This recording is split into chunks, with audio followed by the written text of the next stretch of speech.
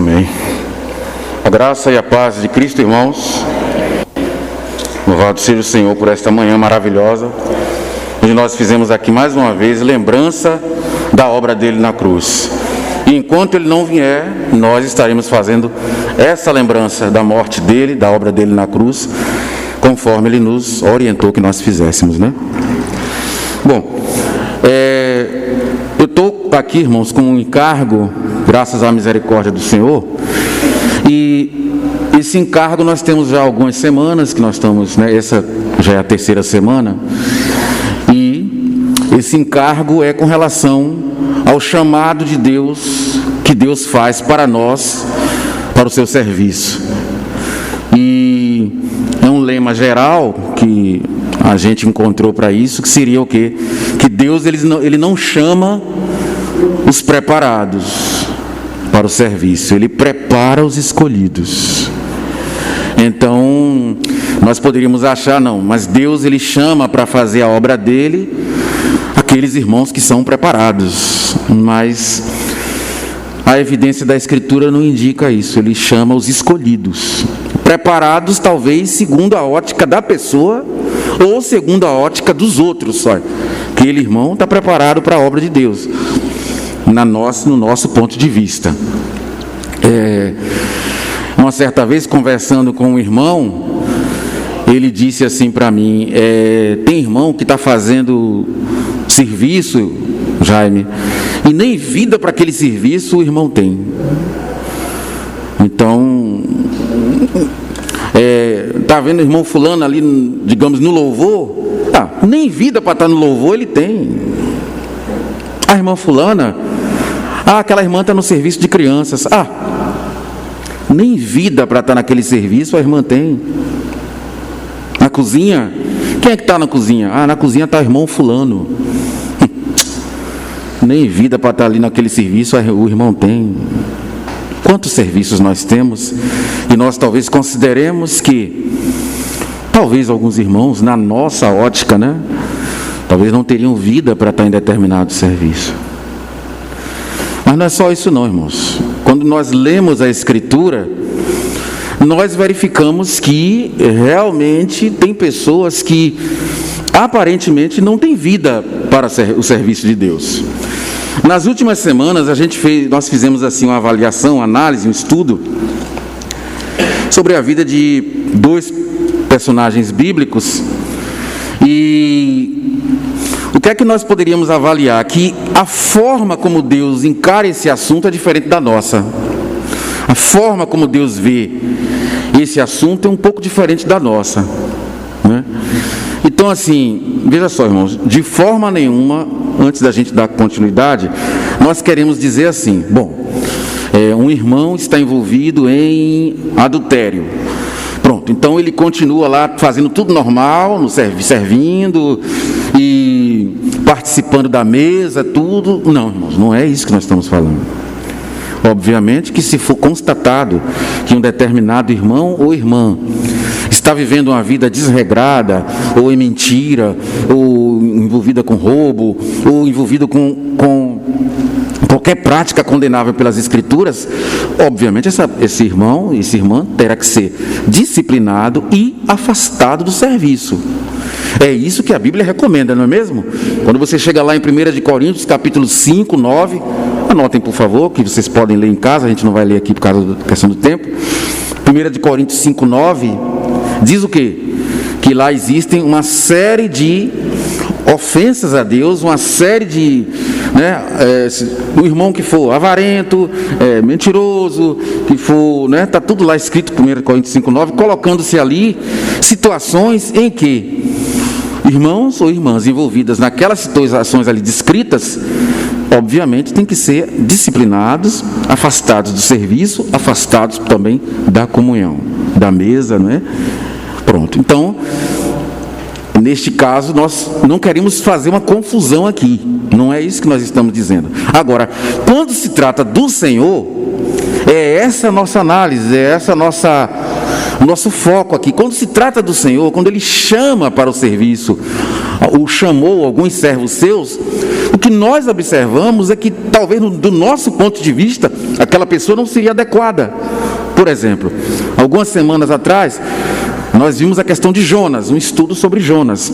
É uma história conhecida, largamente conhecida pelos irmãos, a história de Jonas. E, sinceramente, irmãos, analisando a vida de Jonas, o proceder dele, a forma como Jonas agia, você diria assim: eu não chamaria esse irmão para um serviço. Já começou não querendo ir. E depois que Deus concedeu o perdão à cidade de Nínive, Jonas não concordou com o perdão. Ele queria que a população de Nínive fosse arrasada. Então, nós observamos que a gente fica sem entender, mas como é que o Senhor chama um homem como esse para o serviço? Então, os irmãos observam como a forma de Deus encarar esse assunto é diferente da nossa. Então, assim, para nós, o Senhor chama os mais qualificados, mas qualificados do ponto de vista dele, não do nosso. A forma de Deus ver é superior à nossa. Lá em Isaías capítulo 55, verso 9, lá diz o quê? Meus pensamentos são mais altos do que os vossos. Os meus caminhos são mais altos do que os de vocês. Então o padrão de Deus é superior ao nosso. O nosso padrão é aquele padrão ali com base no olho humano, nas vistas. O padrão de Deus é diferente do nosso. Vamos orar? Senhor Deus, por favor, nesse momento aqui, nos auxilia em nossa fraqueza, Senhor, nos auxilia na edificação.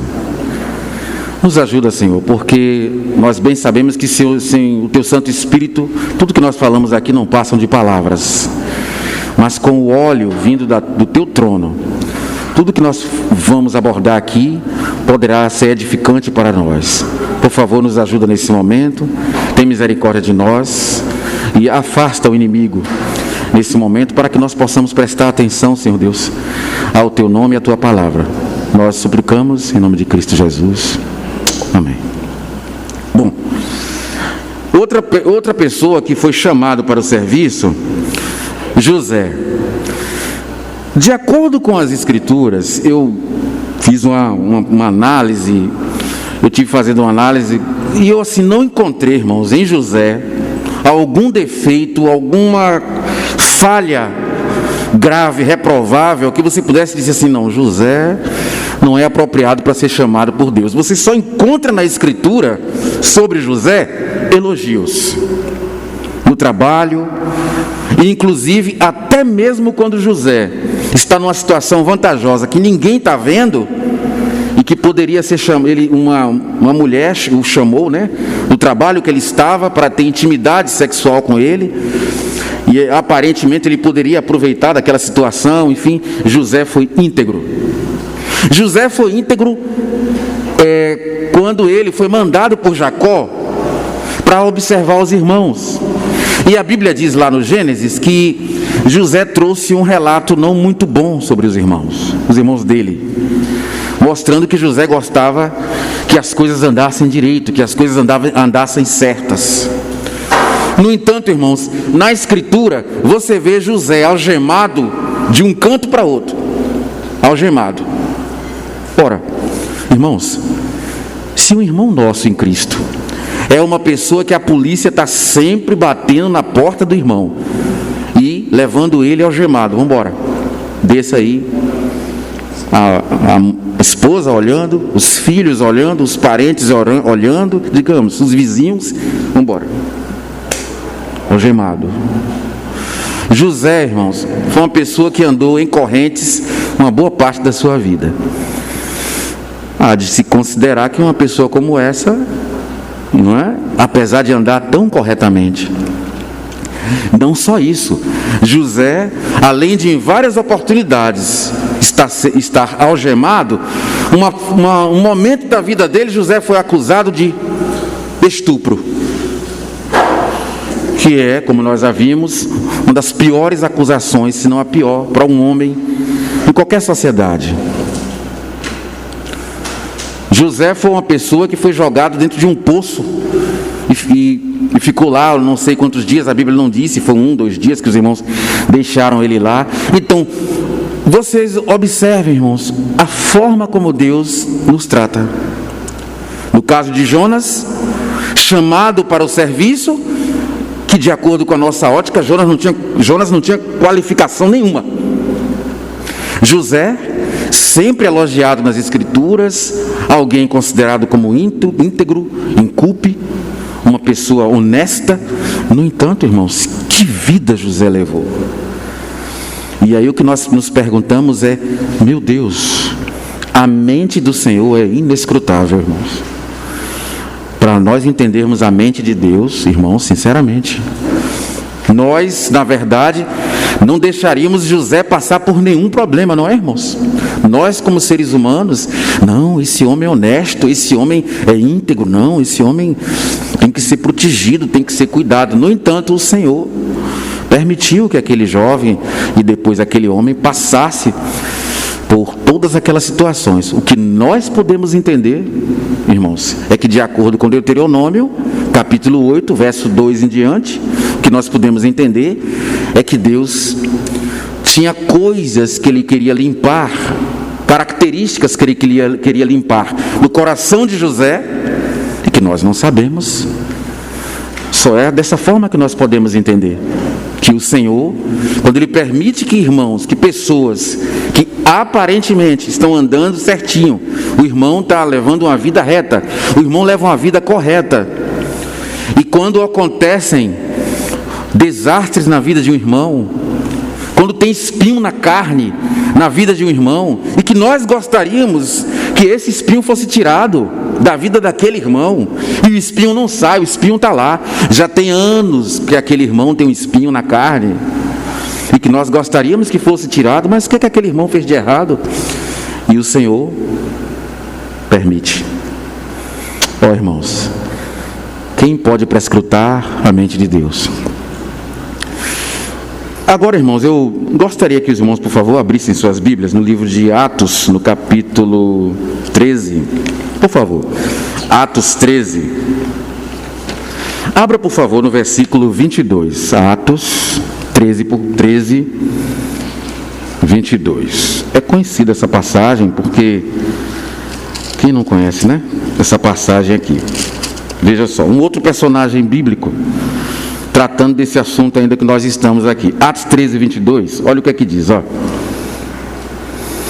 Interessante que eu imaginava que essa fala de Deus sobre Davi, que é um homem que também foi chamado para o serviço de Deus, eu pensava que essa fala estava lá no livro de Samuel. Não, aparece cá, escrito por Lucas, no livro de Atos. Atos 13, 22. E tendo tirado a este, no caso Saul, né?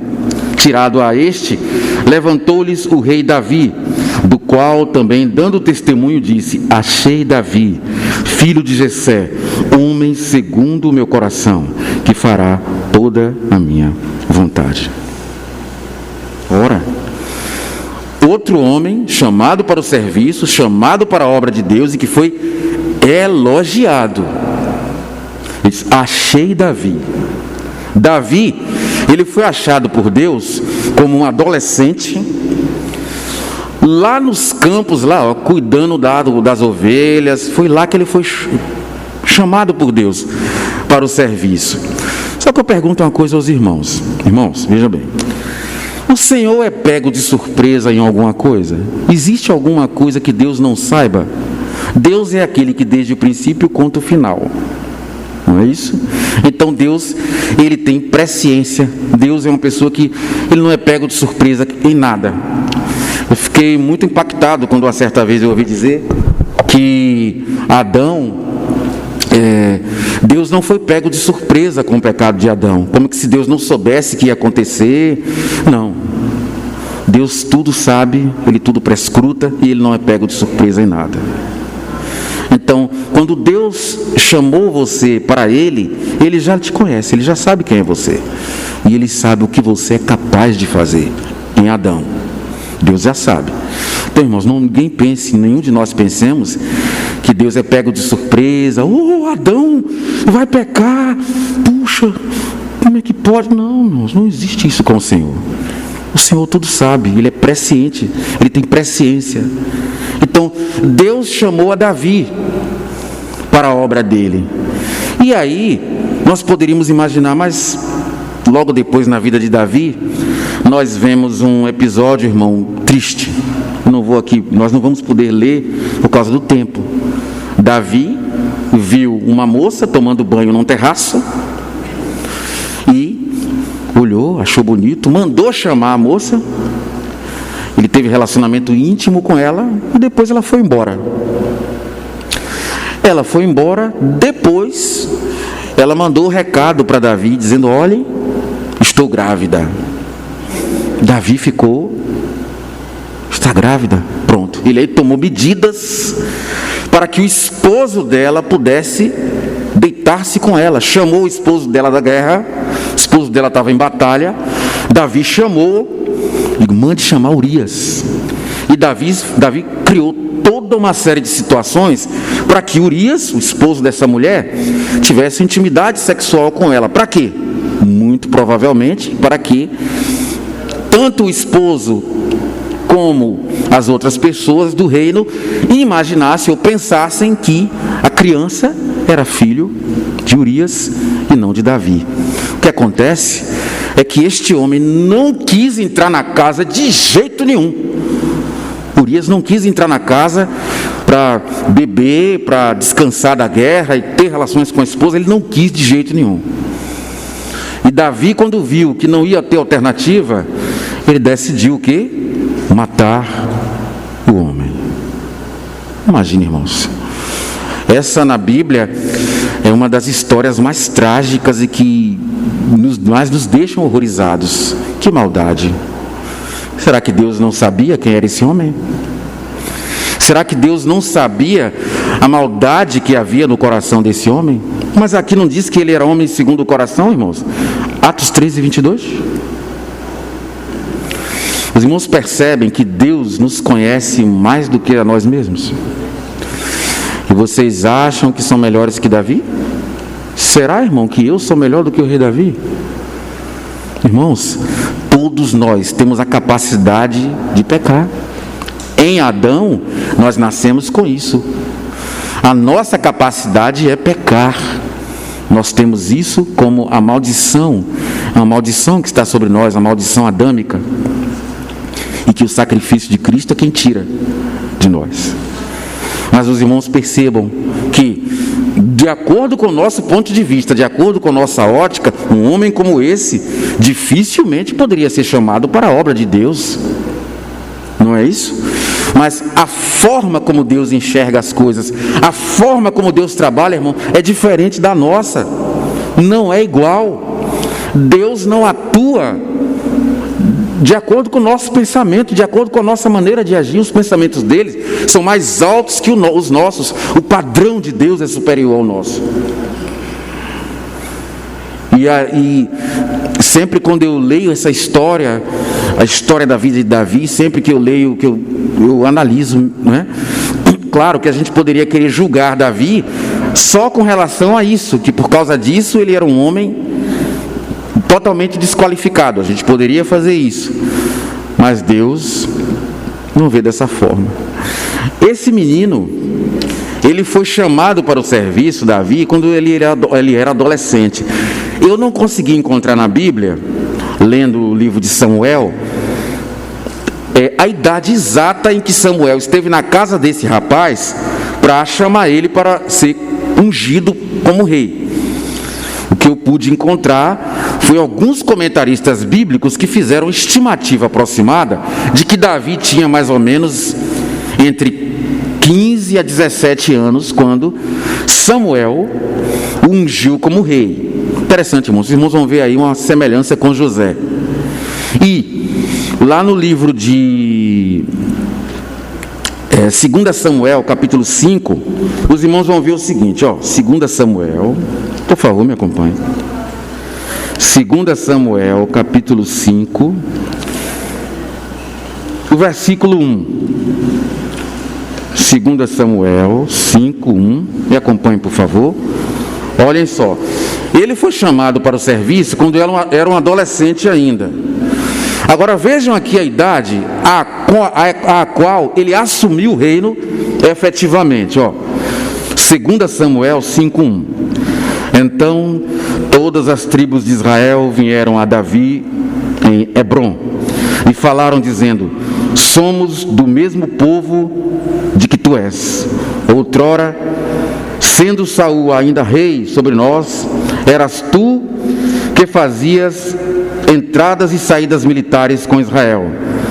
Também o Senhor te disse, tu apacentas meu povo de Israel e serás chefe sobre Israel. Assim, pois, todos os anciãos de Israel vieram ter com o rei Davi, no caso em Hebrom, e o rei Davi fez com eles uma aliança em Hebrom, perante o Senhor, ungiram Davi rei sobre Israel. Então veja, Davi já tinha sido ungido quando era um adolescente, que estava lá cuidando das ovelhas. Agora veja o próximo versículo 4, Da idade de 30 anos era Davi quando começou a reinar, e reinou 40 anos. Vejam só, irmãos, Davi foi ungido quando era adolescente, correto? José também, lembra-se? E José começou a ser governador do Egito com quantos anos? Os irmãos lembram? Alguém se lembra? Com quantos anos José se tornou governador do Egito, segundo do faraó? Oi? Não, irmão. 30 anos. Está lá no Gênesis. Com 30 anos, José se tornou governador do Egito. E Davi, os irmãos estão vendo aqui, com que idade? Também 30 anos. Uma outra particularidade, irmãos, é que nenhum varão em Israel poderia se tornar sacerdote em Israel e oficiar no templo sem ter 30 anos de idade, né? E a idade que Jesus se batizou foi... Qual a idade que Jesus se batizou? 30 anos. Ele foi levado à cruz com 33, mas se batizou com 30. Os irmãos estão vendo? Até nesse aspecto, esses personagens bíblicos prefiguraram a Cristo. Cristo assumiu o serviço de Deus com 30 anos de idade, que ele foi batizado por João. Ele tinha 30 anos. Ali, ele começou mesmo o trabalho para o Senhor e parou de trabalhar com o pai como carpinteiro. No caso de José, com 30 anos, ele se postou perante Faraó, todo barbeado, todo limpo, se postou perante Faraó, e Faraó o chamou para o serviço, depois que ele interpretou os sonhos. E no caso de Davi, com 30 anos, ele foi empossado no trono, assumiu o trono. Mas ele não tinha sido ungido quando era adolescente, entre 15 e 17 anos? Agora eu pergunto, irmãos, entre os 15 anos de idade, ou 17, não sei, e os 30, eu acho que os irmãos sabem o que aconteceu com a vida de Davi. Irmãos, não foi fácil. Da idade em que Samuel teve lá e ungiu a Davi para rei Israel, até ele chegar aos 30, meus irmãos, não foi brincadeira. Davi só andava fugindo de um lado para o outro, correndo. Ele andou como fugitivo pelo país. Davi não tinha onde deitar a cabeça. Interessante, né? Davi não tinha morada fixa, não tinha onde morar, porque ele vivia corrido. Davi era, por assim dizer, um foragido da justiça. Ele vivia correndo, porque o rei Saul queria pegar ele. Em todo lugar que se chegava a informação, olha, Davi está aqui, em tal lugar, Saul mandava homens para ir lá, vão lá matar ele. Aí o Senhor providenciava a fuga e Davi ia para outro lugar. Quando Davi chegava em outro lugar, alguém olhava, olha, Davi, ia lá, dizia a Saul, olha, Davi está aqui. Mandava emissários para o rei. E Saul, quando sabia, ele está aí, tá, pronto, vocês aí vão embora. se prepara aí, pega a espada, pega a lança, vão lá matar ele.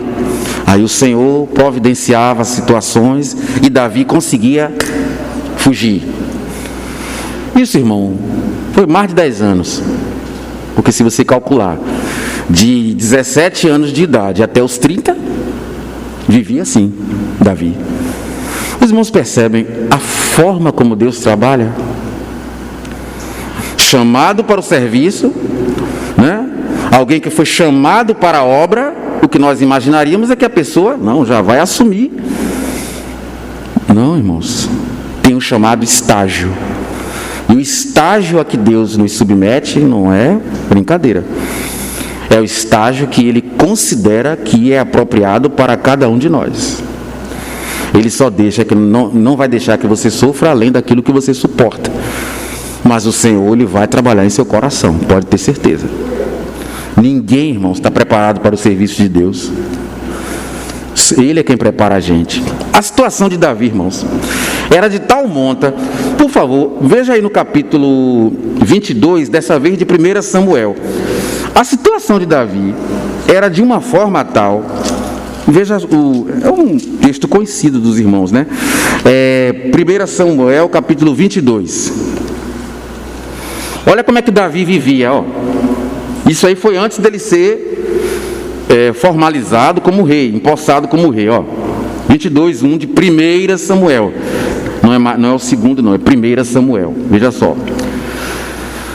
Davi retirou-se dali e refugiou-se, ó. Refugiou-se. Oi? 1 Samuel 22:1. Davi retirou-se dali e refugiou-se, ó. Está fugindo. Aonde? Na caverna de Adulão. Quando ouviram isso, seus irmãos e toda a casa de seu pai desceram ali para ter com ele. 2. Ajuntaram-se a eles todos os homens que se achavam em aperto, todo homem endividado, todos os amargurados de espírito, e ele se fez chefe deles. Eram com ele uns 400 homens. Irmãos, depois que Davi foi ungido como rei, ele vivia fugindo. E sabe quem eram as pessoas que acompanhavam ele? Endividados, talvez pessoas que procurados pela justiça. Quem andava com Davi, irmãos, não eram pessoas, digamos assim, talvez de boa índole. Pessoas que andavam aqui, como diz nós, angustiados de espírito, endividados.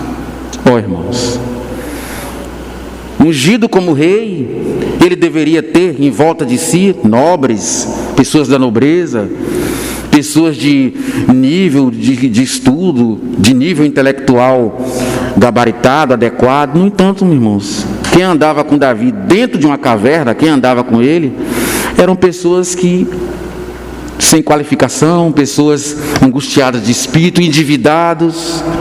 Os irmãos se lembram que teve alguém que disse: vinde a mim, todos vós que estáis, o quê? Angustiados. Pois é. Então aqui, irmãos, Davi prefigurou a Cristo. As pessoas que andavam atrás dele e que se sentiam bem com Davi naquela caverna eram pessoas angustiadas de espírito, amarguradas, endividados. E nós nos aproximamos de Cristo por causa disso, irmãos. Então nós corremos para Cristo, porque nós somos essas pessoas. Quantos de nós estávamos com a vida arrasada e nos aproximamos em Cristo, e foi nele que nós encontramos conforto? Então, Davi, depois de ser ungido rei, ele foi morar dentro de uma caverna. Antes dos 30 anos, não é isso? Foi morar dentro de uma caverna. Eu pergunto aos irmãos: dentro de uma caverna tem água encanada? Dentro de uma caverna tem luz elétrica? Não tem. Não tem internet. Naquela época não existia. Irmãos, qual é o conforto que tem dentro de uma caverna? Imagine se você fosse convidado a passar numa caverna um mês morando. Ungido rei de Israel, vivendo, fugindo de um lado para o outro, e a morada dele era uma caverna. E a Bíblia diz o que sobre Jesus? As raposas têm covis, os pássaros têm ninhos, mas o Filho do Homem não tem onde deitar a cabeça. Davi prefigurou a Cristo, tipologicamente, irmãos, também dessa forma. Jesus também era alguém que não tinha casa própria. Jesus andava de uma parte para outra em Israel, pregando o Evangelho. Se os irmãos disserem assim, que Jesus, quando chegou na cruz, tinha uma casa escriturada no nome dele, não, Jesus não tinha. Davi também não tinha onde deitar a cabeça. Então os irmãos percebam que esse homem foi chamado para o serviço. Os irmãos percebem a forma como Deus trabalha, como Deus é diferente de nós. Se você é chamado para o serviço de Deus, se nós somos chamados para a obra de Deus, a gente poderia pensar, não, então eu vou ter bênçãos, né? Eu vou ser abençoado. Sim, irmão, você vai ser abençoado, mas Deus vai trabalhar no seu coração. Irmãos, tem um outro personagem bíblico que também foi chamado para o serviço. Ele é uma pessoa anônima, é uma pessoa que não é falado nas Escrituras, o nome dele não é citado largamente, só existe a respeito dele pouquíssimos versículos. Ele teve apenas, digamos assim, como alguns diriam, 15 minutos de fama. Só uns 15 minutozinhos de fama dele, pronto. E é uma pessoa que foi chamada para o serviço, que, de acordo com a nossa ótica, essa pessoa também não estaria qualificada para ser chamada por Deus. Abra, por favor, na sua Bíblia, no livro de Atos. Vá para o capítulo 9. Os irmãos já devem saber quem é, né? Atos, capítulo 9. Veja, por exemplo, do versículo 8 em diante. Paulo estava andando numa estrada, como todo mundo sabe, em Damasco, a caminho de Damasco, e no caminho ele visualizou o brilho do sol mais do que o meio-dia, e essa foi a experiência de conversão do apóstolo Paulo. Agora continue aí do versículo 8, ó. Atos 9, 8 em diante diz: então se levantou Saulo da terra, e abrindo os olhos, não podia ver, e guiando-o pela mão, levaram-no para Damasco. 9. Esteve 3 dias sem enxergar, durante os quais nada comeu, nem bebeu. O 10. Ora, havia em Damasco um discípulo chamado Ananias. Disse-lhe o Senhor numa visão. Ananias, ao que respondeu: eis-me aqui, Senhor. Ó, chamado para o serviço, né? 11. Então o Senhor lhe ordenou: dispõe-te e vai à rua que se chama Direita, e na casa de Judas procura por Saulo, apelidado de Tarso, pois ele está orando. Viu entrar um homem chamado Ananias, ou seja, você mesmo, né? E impor-lhe as mãos para que recuperasse a visão. 13. Olha só. Porém, Ananias respondeu: Senhor, de muitos tenho ouvido a respeito desse homem. Quantos males tem feito aos teus santos em Jerusalém? 14. E outra coisa, para aqui ele trouxe autorizações dos principais sacerdotes para prender a todos os que invocam o teu nome. Ó, irmãos, ele foi chamado para um serviço, o Senhor deu a ele uma missão para fazer, e ele questionou o Senhor. Esse, irmãos, é o único trecho que esse irmão é citado aqui. São os 15 minutos de fama de Ananias, ou seja, chamado para o serviço, mas ele questionou o Senhor. O Senhor, irmãos, na sua misericórdia, ele não disse assim: olha, você está falando demais, não quero não, fique tranquilo, pode ir embora, eu não quero mais que você faça isso, senão eu vou chamar outro. O Senhor fez isso? Não, irmãos. O Senhor tratou Ananias. Olha o seguinte, 15. Mas o Senhor lhe disse: vai, porque este é para mim um instrumento escolhido para levar o meu nome perante os gentios e a reis, bem como perante os filhos de Israel. Ou seja, Deus disse, depois de lhe haver questionado: vá. Que Senhor misericordioso, que Deus misericordioso o nosso, né, irmãos? Talvez um outro tipo de patrão mandasse ir logo embora. Você está falando demais, mas nosso Senhor não nos trata dessa forma. O Senhor disse a ele: vá, e ainda explicou por quê. Ele é um homem que eu escolhi, ele vai levar a mensagem aos gentios e tal, bem como Israel. O Senhor tratou o coração de Ananias. Ele foi tratado dentro do serviço, para fazer o serviço. Na nossa ótica, irmãos, deveria se postar perante Deus para fazer esse serviço alguém todo certinho, todo na linha, que chegasse lá: você vai lá cuidar de Paulo, que ele se converteu e tal. Sim, senhor, sim. E aí ia direitinho, né, irmãos? Esse que deveria ser a pessoa adequada, uma pessoa toda certinha para o serviço. Não é isso, irmãos? Mas quem é que Deus chama para o serviço? Aqueles que talvez, do nosso ponto de vista, não estão preparados. Deus não chama os preparados, Ele prepara aqueles a quem Ele escolheu para o serviço. Ananias tinha vida para o serviço, irmão? Na nossa ótica, Ananias tinha vida para esse trabalho? Alguns poderiam dizer que não. Você não tem vida para fazer esse serviço?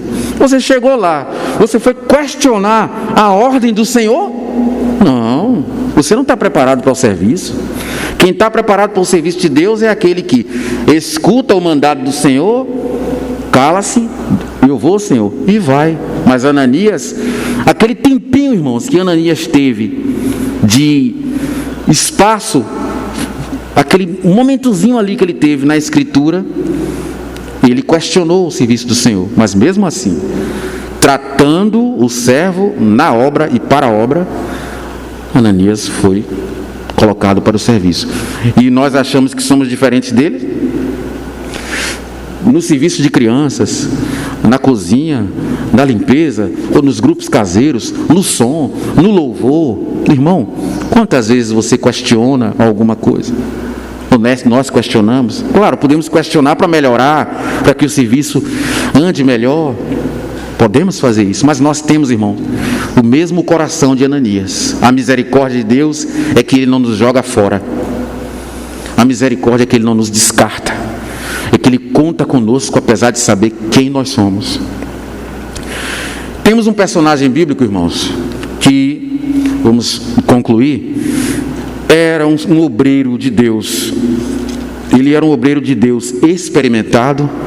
Era alguém com décadas de serviço ao Senhor, muitas décadas de serviço a Deus, e era alguém que viu ao Senhor, e foi alguém que se recostou no peito do Senhor. Este homem, a Bíblia diz que ele era amado pelo Senhor, era o apóstolo João. Esse apóstolo, irmão, ele foi chamado para escrever uma das mais espantosas revelações de Deus contidas na Bíblia, que é o Apocalipse. Este homem, ele supervisionava diversas igrejas, inclusive em um circuito de igrejas que está ali na Ásia Menor. Se os irmãos analisarem Apocalipse, capítulo 2 e 3, os irmãos vão ver as igrejas que esse irmão supervisionava. Ele era um homem idoso, experimentado, e que vários assuntos que tinham que ser resolvidos pelas congregações, pelas igrejas, os irmãos iam a esse irmão porque ele era experiente. Esse irmão, no meio do serviço, os irmãos, por favor, abram em Apocalipse 19:10. No meio do serviço a Deus, um homem com tantos anos de estrada, olha o que foi feito. Apocalipse 19:10. Vamos já concluir, né? Apocalipse 19:10 diz assim, acho que todo mundo conhece essa passagem, né? No meio da revelação ele disse assim, prostei-me, Apocalipse 19:10. Prostei-me ante os seus pés para adorá-lo. Ele, porém, no caso, o anjo, né, me disse: vê, não faças isso. Eu sou conservo teu e dos teus irmãos que mantêm o testemunho de Jesus. Adore a Deus, pois o testemunho de Jesus é o espírito da profecia. Irmãos, talvez no calor da emoção, ele tinha tido várias visões e, pelo que parece, ele se sentia de uma forma como se estivesse dentro daquelas visões. E este irmão nosso cometeu uma falha. Ele, acho que se curvou para adorar o anjo que estava ali passando aquela revelação. E o anjo disse: não faça isso não. Mas o que é interessante é que isso foi registrado na Bíblia e nós poderíamos ocultar. No entanto, o Espírito Santo deixou aqui escrito. Aonde quer que o Apocalipse seja lido, em qualquer parte da terra, essa passagem vai. Olha como o Espírito Santo trabalha, né, irmãos? Algo que para nós deveria ser ocultado porque foi uma falha do irmão, não, o Espírito Santo coloca aqui. E interessante que ele não fez isso só uma vez, irmãos. Um pouco mais adiante, no 22:8 diz assim, de Apocalipse: eu sou João, sou quem ouviu e viu estas coisas, e quando as ouvi e vi, prostei-me ante os pés do anjo que me mostrou essas coisas para adorá-lo. Olha aí, de novo, 9. Então ele me disse: vê, não faças isso. Ó, de novo: sou conservo teu e dos teus irmãos, os profetas, e dos que guardam as palavras deste livro. Adore a Deus. Um homem experimentado, um homem amadurecido, um homem com caminhada, um obreiro experimentado na palavra, foi corrigido. O que nós devemos esperar disso? Nós somos diferentes de João, irmãos? Não. Qualquer um de nós, em nossa caminhada, vamos sofrer reajustes de Deus. E o Senhor fará isso com qualquer um de nós, irmãos. A forma como Deus trabalha é diferente da nossa. A forma como Deus vê, nos enxerga, não é como a nossa, irmãos. Amém? Vamos orar. Poderoso e eterno Senhor, nós pedimos ajuda para aceitar a Tua disciplina, aceitar a Tua correção, aceitar os Teus ajustes, Senhor Deus. Ó Senhor, nós pedimos misericórdia para que quando chegar o Teu ajuste, chegar a Tua disciplina, nós tenhamos condições e coração para aceitar. Ó Deus, o Senhor é quem corrige a todos nós. É o Senhor que nos coloca no caminho certo. E é o Senhor quem trata o nosso coração. Louvado seja o Teu nome pela Tua forma de agir em nossas vidas. Nós muitas vezes não queremos, Senhor Deus, as situações, as circunstâncias que chegam a nós. Mas nos ajude a ver cada circunstância como uma forma do Senhor nos fazer crescer mais em Ti. Nós te agradecemos e te fazemos essas súplicas em nome de Cristo Jesus. Amém.